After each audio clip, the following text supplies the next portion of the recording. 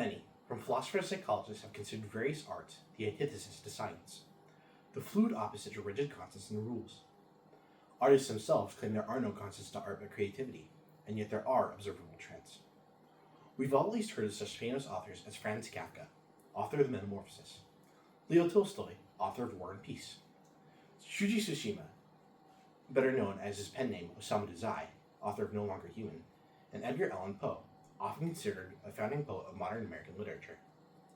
We may or may not know, and in case you didn't, that these artists carried not only a great creativity, or an innate, deeper understanding of the world, but also mental instabilities, such as insomnia, depression, alcoholism, bipolar disorder, and other such conditions. Artists have long argued that insanity breeds creativity, and when observing past instances, this trend seems to hold true. However, other psychologists and artists still claim that this is mere coincidence. But where does this stereotype come from, and why has it been perpetuated to this point? That brings us to my topic. How does your sanity affect your writing? And in turn, how does writing affect your sanity? We'll take a look at this in 3 points. What sort of things affect your sanity, whether that affects your writing, and how your writing affects your sanity. The idea that madness breeds creativity is an ancient one, dating back to the philosophers of Rome and Greece.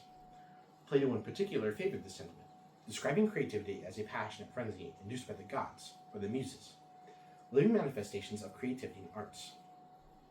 Even such notions as these may seem crazy to you, and we'll figure out what that means by taking a look into the minds of these authors. Meet Edgar Allan Poe, Franz Kafka, and Osamu Dazai. Poe and Dazai shared having a muse of the artists of old, and not only that, they shared the same muse, addiction. Both authors had a fondness for the drink and pain-killing drugs. For Poe specifically, alcohol had a very interesting effect. In accounts from such poet friends as Thomas Hawley Chivers and Poe himself, it is described that what would only buzz your typical individual was to Poe the cup of frenzy. According to Thomas Chivers and Charles Dickens, Poe was naturally a little antsy and excitable, but when offered a drink or in a place where one could drink, Poe would down whatever was set in front of him, and completely without enjoying it, almost like impulse. He would then become completely manic, but not so classic symptoms of intoxication. Instead, he'd just lose it with hallucinations and ramblings.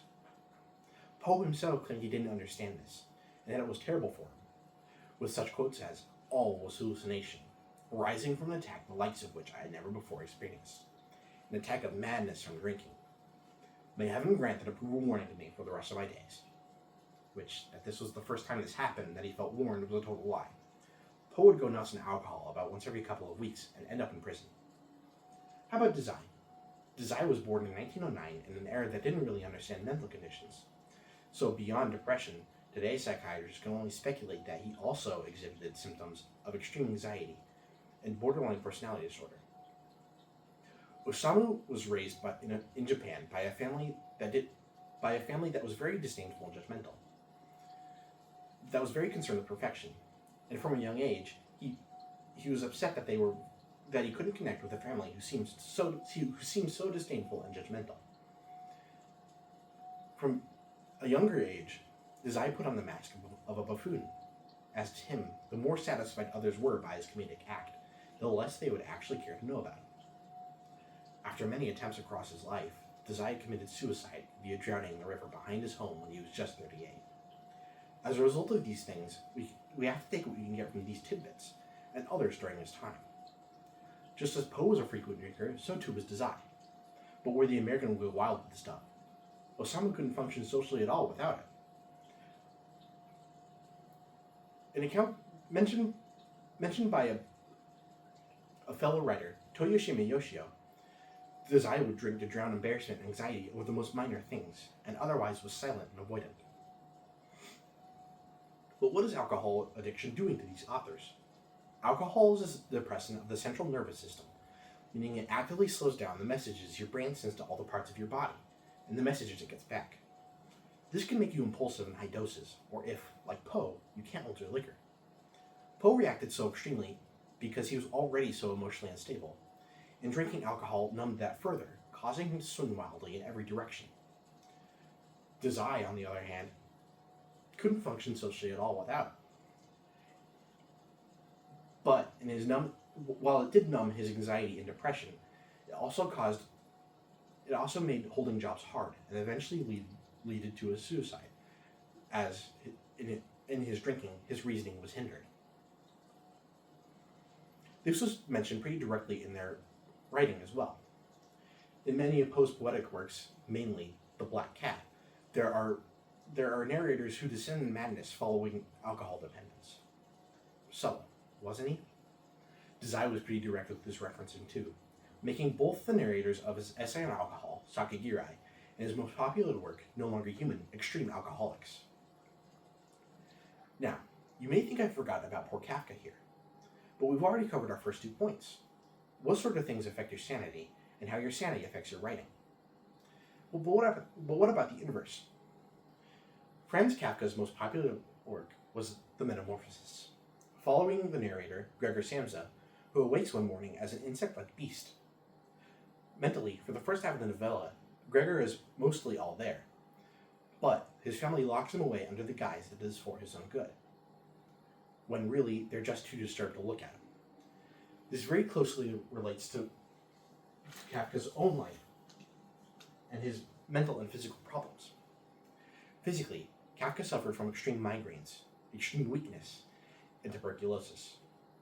Mentally, he exhibited symptoms of insomnia for fear of dying in his sleep, hypochondria for fear of gaining more diseases, and self-doubt and distorted self-image, following the fears that his family and loved ones were secretly disturbed or disgusted by him.